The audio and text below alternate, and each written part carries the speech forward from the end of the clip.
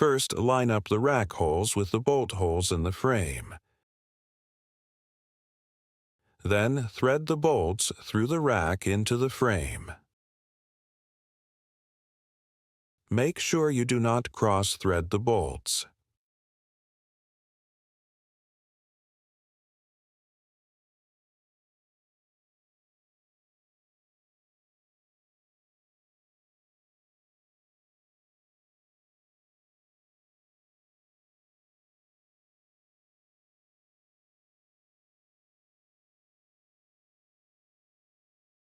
Using your 4mm hex or Allen key, tighten the 6 bolts that hold the rack on.